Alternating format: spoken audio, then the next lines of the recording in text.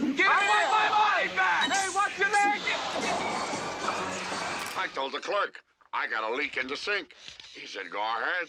Customer's always right. Well, if it's a comfortable tour you're looking for, I have connections at Disneyland. The 1980s were supposed to be the decade where science fiction conquered Hollywood forever. Star Wars had rewritten the rules. Studios were throwing money at anything with a spaceship, a laser, or a robot. And for every blockbuster that landed, there was a spectacular disaster burning through tens of millions of dollars with absolutely nothing to show for it. And here's the thing. No matter how studios tried, everything got progressively worse. In fact, one film on this list lost so much money it nearly bankrupted a major Hollywood studio. Another had a budget that ballooned to over 10 times what was originally approved, then went ahead to earn $0. And the number one entry? It didn't just bomb. It became the single biggest financial catastrophe in the history of science fiction up to that point, and the shockwave it sent through the industry changed the way movies were made for the next 20 years. These are the 15 biggest sci-fi box office bombs of the 1980s, ranked from bad to absolutely devastating. And trust me, some of these numbers are going to shock you. Number 15, Megaforce, 1982. Hal Needham had broken 45 bones doing stunts before he ever sat in a director's chair. He built a career crashing cars and jumping off buildings alongside Burt Reynolds, and he turned that reputation into a directing career with hits like Smokey and the Bandit and The Cannonball Run. So when he pitched Megaforce as a high-tech military action film unlike anything ever made before, people believed him. The budget was set at $20 million, and in one of the strangest decisions in 1980s filmmaking, toy company Mattel was brought in to design every single costume in the movie. There was no credited costume designer. Every jumpsuit, every headband, every piece of wardrobe was built by a toy manufacturer hoping to sell action figures off the back of a blockbuster. The vehicles alone cost $1 million. In fact, designer William Frederick spent 8 months building flying motorcycles and weaponized dune buggies, and every one of them worked. But a working motorcycle does not make a working movie. Megaforce opened on 1,193 screens and earned just $5.7 million. It recovered only 28% of its production costs. Number 14, Heartbeeps, 1981. That's a lot better. Universal Pictures gave Andy Kaufman a blank check. That is not a metaphor. After focus group testing revealed that children loved robots in the wake of R2-D2 and C-3PO, Universal decided a robot comedy was a guaranteed hit. They cast Andy Kaufman as a polite domestic valet robot. They cast Bernadette Peters as a poolside hostess robot. The budget was $12 million. On paper, this project had no business failing, but then everything fell apart. During productions, Stan Winston was brought in to create the robotic prosthetic makeup after his work as the Tin Man in The Wiz. The application process took hours every single day. But when production moved to a Colorado location, the heat caused Winston's elaborate prosthetics to slowly melt on the actors' faces, severely limiting how much footage could be shot each day. Director Alan Arkish, who had never helmed anything close to this budget before, staged scenes at a pace so slow it frustrated the entire crew. Kaufman began acting out. During test screening, Universal executives saw the director's cut and were horrified. Their solution was simple. They cut the film down to a running time of just 79 minutes and dumped it into theaters during the Christmas season. When Heartbeeps opened, it earned just $2.1 million worldwide. Number 13, The Ice Pirates, 1984. Sorry to interrupt. Whoops. Thanks very much. This was supposed to be a $20 million science fiction epic called The Water Planet. It was set up at MGM under studio head David Beagleman, with producer John Foreman attached and a serious script by Stanford Sherman. But then MGM's financial crisis happened and swallowed everything. During production planning, the studio's bankers stepped in and put a hard cap of $8 million on every single film in production. Overnight, The Water Planet lost more than half its budget before a single frame was shot. Behind the scenes, Raffel and his crew built sets out of old car engine parts and poured molds from industrial gearing at a Bethlehem steel plant in Vernon, California. What makes The Ice Pirates sting the most is the cast that got buried inside it. Ron Perlman and Angelica Houston were trapped in a production that never had a fair chance. The film was sabotaged from the inside before the cameras ever rolled. When the Ice Pirates reached theaters, it earned just $14.3 million at the box office. Number 12. Saturn III, 1980. John Barry, the man who designed the sets for Star Wars, Superman, and A Clockwork Orange, wanted to direct his own science fiction film. He had pitched his idea of directing his own movie to Stanley Donen during the making of Lucky Lady. Donen agreed to produce while Barry made his directorial debut. In fact, ITC Entertainment, the company behind Space, 1999, and The Muppet Movie, put up a $10 million budget. On paper, Saturn III had everything going for it. Then Kirk Douglas walked onto set, and nothing just seems to be working again. But here's the thing. The problems did not stop there. A massive chunk of the budget went into building the film's 8-foot robot, Hector, leaving less money for everything else. Then ITC's other major production, Raise the Titanic, began spiraling wildly over budget, and the studio pulled resources away from Saturn III to keep that film afloat. Both would end up bombing. Saturn III opened and earned roughly $9 million. John Barry never directed another feature again. Number 11. Explorers, 1985. Joe Dante had just directed Gremlins. That film earned $212 million on an $11 million budget and turned Dante into one of the hottest directors in Hollywood overnight. So when Paramount Pictures handed him a $25 million science fiction adventure about 3 kids who build their own spaceship, it should have been his coronation. Instead, Explorers became one of the most heartbreaking bombs of the decade. But here's the thing. The cast for Explorers alone should have made it an event. Ethan Hawke and River Phoenix were making their feature film debuts. Industrial Light and Magic handled the special effects. Rob Bottin designed the creature makeup. Jerry Goldsmith composed the score. Production began under Paramount president Michael Eisner and production head Jeffrey Katzenberg, both of whom believed in the project. Then, while Dante was still shooting, Eisner and Katzenberg left the studio for Disney. The new executives who replaced them had no attachment to Explorers whatsoever. After production, Dante submitted a rough cut in late spring 1985 and asked for more time to finish editing. There was still roughly 90 minutes of footage on the cutting room floor.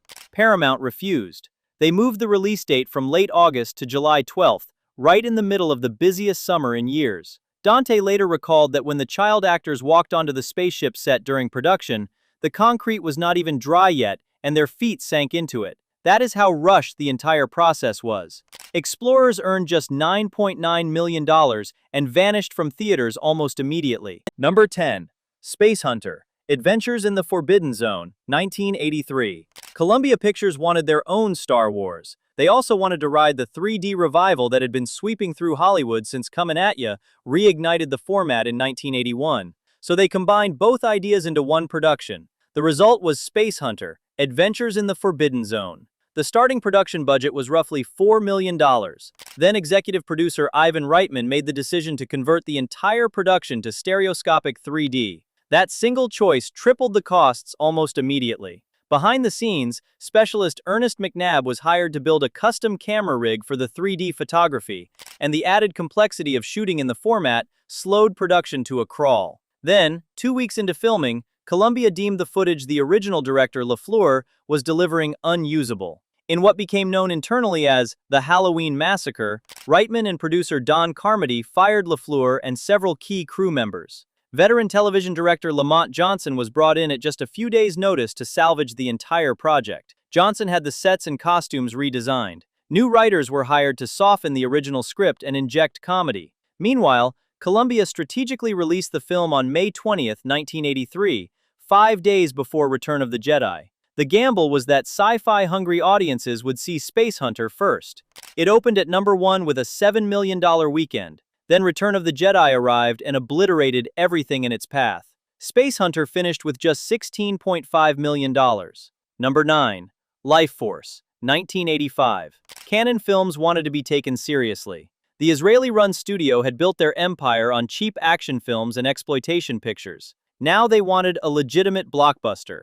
So they signed Tobe Hooper to an almost unheard-of 3-picture deal. The first film under that contract was Life Force, and Canon was going to spare no expense. They poured $25 million into the production. The talent behind the camera was staggering. Dan O'Bannon co-wrote the screenplay. John Dykstra supervised a team of over 400 artists. Henry Mancini wrote the score. Then there was the casting of then 19-year-old French ballerina Mathilde May as the lead alien vampire. May did not speak English. She learned every single line of dialogue phonetically. She appeared on screen for roughly 7 minutes total, almost entirely unclothed, and somehow became the single most memorable element of the entire $25 million production. When Life Force opened, it earned just $11.6 million domestically. Number 8. Runaway, 1984. Michael Crichton had already proven he could terrify audiences with technology gone wrong. He wrote and directed Westworld in 1973. Over a decade later, he returned to the same territory with Runaway, a near-future thriller about malfunctioning domestic robots and the police officers who hunt them down. Crichton cast Tom Selleck in the lead role. For the villain, he made one of the most unexpected casting decisions of the decade. He offered the role directly to Gene Simmons without even asking him to audition. It was Simmons' first feature film acting role. The budget was set at $8 million, and TriStar Pictures positioned the film as 1984's major science fiction event. But here's the thing. The problem was that 1984 already had a science fiction event. James Cameron's The Terminator arrived in theaters just weeks before Runaway and completely redefined what audiences expected from a movie about killer machines. Where The Terminator was relentless and terrifying, Runaway presented robots that were small, mechanical, and deliberately primitive. Crichton had intentionally designed them that way because he wanted them to feel real rather than cinematic. He told journalists that he was bored with special effects and would leave the set to make phone calls while the robots were being photographed. That creative philosophy, while intellectually honest, could not compete with the visceral shock of Arnold Schwarzenegger's unstoppable cyborg. When Runaway premiered, it earned just $1.2 million. Number 7. Enemy Mine, 1985. When Enemy Mine arrived in theaters, it was positioned as a sweeping interstellar adventure. Two bitter enemies from warring species crash land on a desolate planet and must work together to survive. That setup alone should have been enough. It was gripping, cinematic, deeply human. But what happened behind the camera was something else entirely. The production began its shoot in Hungary with a different director and a $20 million budget. When the studio saw the first dailies, production was shut down and the director, Richard Loncraine, was let go. But then, what Fox got back from Hungary sent executives into a panic. The footage wasn't working, the vision wasn't landing, and the clock was ticking because every idle day on a production of that scale costs real money. Eventually, German director Wolfgang Petersen was brought in to take over. He moved the entire production from Budapest to Munich and reshot everything Loncraine had filmed. By the time the cameras finally stopped rolling, the total cost, including marketing, had pushed past $40 million. Unfortunately, Enemy Mine earned just $12.3 million domestically. Number 6. Krull, 1983. Columbia Pictures wanted a franchise. After watching Star Wars and its sequels print money for Fox, and Conan the Barbarian carve out a new market for fantasy, Columbia president Frank Price greenlit an ambitious science fiction fantasy hybrid that would combine both genres into one massive spectacle. On paper, it sounded ambitious. On screen, it felt confused. The budget landed somewhere around $30 million. The casting told a story of its own. Liam Neeson, Robbie Coltrane, Lisette Anthony, Lindsay Krause. Behind the scenes, Peter Yates and his production designer spent almost a year in pre-production storyboarding and drawing up set pieces. The production crew occupied 10 sound stages and built 23 different sets at Pinewood Studios. The largest recording stage on Earth, the 007 stage, was converted into a gigantic exterior swamp complete with a quicksand mire. The ambition was real. In fact, a good portion of the budget was spent on creating the Beast's Black Fortress. But throughout production, the script was changing as the sets were being built. Nobody fully knew what film they were making. Krull opened and earned just $16.9 million. The estimated total loss exceeded $33 million. Number 5. Tron, 1982. When animator Steven Lisberger walked into pitch meetings in the late 1970s with his concept for a live-action film set inside a computer, executives looked at him like he was speaking another language. Meanwhile, he had conceived the idea in 1978 after becoming fascinated by the glowing, abstract visuals of early video games like Pong. His original plan called for a modest $4 million budget. Nobody wanted it. Then he walked into Disney. And here's the thing. The Disney studio itself had been in a creative freefall since Walt Disney's death in 1966. Despite this, young production head Tom Wilhite saw something in Lisberger's vision and championed the project internally, convincing the company to take the risk. Disney initially approved a budget of $13 million, which eventually grew to $17 million as the scope of what Lisberger was attempting became clear. Behind the scenes, the film featured approximately 15 minutes of entirely computer-generated imagery. 4 separate effects companies were brought in to handle the work, including Magi Synthavision and Information International. The state-of-the-art computers they used had just 2 megabytes of memory and 330 megabytes of storage. Each individual frame required between 5 and 75 million calculations. More than 100,000 frames had to be individually animated, but none of those mattered. Tron opened and earned roughly $33 million domestically. Number 4. Dune, 1984. David Lynch had the chance to direct Return of the Jedi. Instead, he chose to adapt Frank Herbert's Dune, a novel that had already defeated some of the most ambitious filmmakers alive. And here's something interesting. Before Lynch, Alejandro Jodorowsky had spent years in the 1970s trying to mount a 14-hour psychedelic adaptation of the same novel. That version collapsed under its own ambition. Ridley Scott was attached next, but left after 7 months to direct Blade Runner instead. So, by the time Dino De Laurentiis hired Lynch in 1981, Dune had already earned a reputation as unfilmable. The budget was set at $40 million. The scale was staggering. Roughly 1,700 crew members worked across 80 sets built on 16 separate sound stages. The cast was enormous. Kyle MacLachlan, Patrick Stewart, Sting, Max von Sydow, Jose Ferrer, Dean Stockwell, Sean Young, and Virginia Madsen all filled out a roster that read like a Hollywood inventory list. But here's the thing. When Dune was filmed, Lynch's original cut ran between 4 and 5 hours. De Laurentiis refused to release a $40 million film at that length. Lynch was forced to cut it down to 137 minutes, compressing one of the most complex novels in science fiction into a running time that could not contain it. Frank Herbert saw both versions. He loved the longer cut. He disowned the shorter one. Surprisingly, Lynch eventually disowned the finished film entirely, having his name removed from certain versions and replaced with pseudonyms. When Dune opened, it earned just $6 million. Number 3. Howard the Duck, 1986. George Lucas wanted to make this movie since 1973. Right after finishing American Graffiti, he approached studios about adapting Marvel's Howard the Duck comic book. Nobody was interested. Then Star Wars happened, and suddenly George Lucas could make whatever he wanted.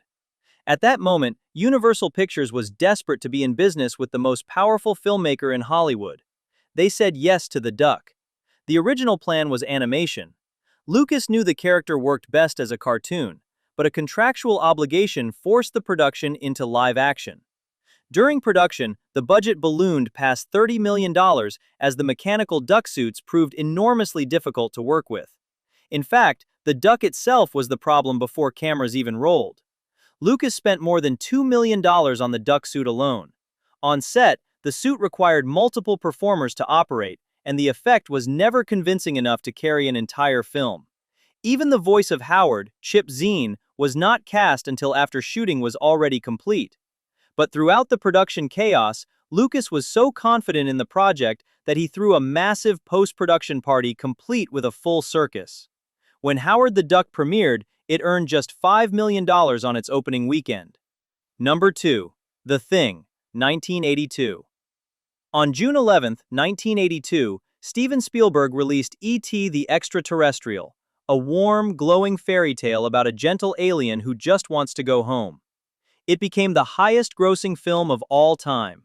14 days later, John Carpenter released The Thing, a freezing, paranoid nightmare about a shape-shifting alien organism that tears people apart from the inside. America chose the friendly alien. Before productions, Universal Pictures had given Carpenter a $15 million budget. Initially, only $200,000 was allocated for creature effects, a figure that eventually grew to $1.5 million as the scope of what special effects artist Rob Bottin was creating became clear. Bottin was just 22 years old. He worked 7 days a week for over a year, designing and building some of the most disturbing practical creature effects in film history. The Norris head detaching effect required 4 months to build. During the shoot, Carpenter wanted real flames around the scene, and the entire model caught fire and was destroyed. Botine's team had to build a replacement within a single week. Every transformation, every eruption of alien flesh, every impossible biological horror was built by hand. By the time production wrapped, Botine was hospitalized with exhaustion, double pneumonia, and a bleeding ulcer. Despite all these, the thing opened and earned just $19.6 million. Number 1. Blade Runner, 1982. This is the greatest box office bomb in the history of science fiction. Not because it lost the most money, but because no other commercial failure has ever gone on to reshape an entire genre so completely that every science fiction film made in its wake exists in its shadow. But here's the thing. Blade Runner had everything. Ridley Scott had just directed Alien. Harrison Ford was in the middle of the most dominant run any actor had ever experienced. The source material was Philip K. Dick's celebrated novel, Do Androids Dream of Electric Sheep? Legendary futurist Sid Mead designed the futuristic rain-soaked, neon-drenched Los Angeles, set in the year 2019. Cinematographer Jordan Cronenweth shot every frame like a painting. The budget was $28 million. On paper, this was expected to be a blockbuster. But behind the scenes, the production itself had been a war. After 2 weeks of shooting, Scott decided he didn't like the lighting on anything that had been filmed and had it all reshot, putting production behind schedule by weeks. This created massive conflict with the camera crew, who then had to work 13 to 14-hour days to get back on schedule. When Blade Runner finally opened, it earned just $6 million. Let us know your thoughts in the comments. Which of these movies do you think deserve better? If you want to see more countdowns like this, make sure you subscribe and hit the notification bell so you do not miss what is coming next.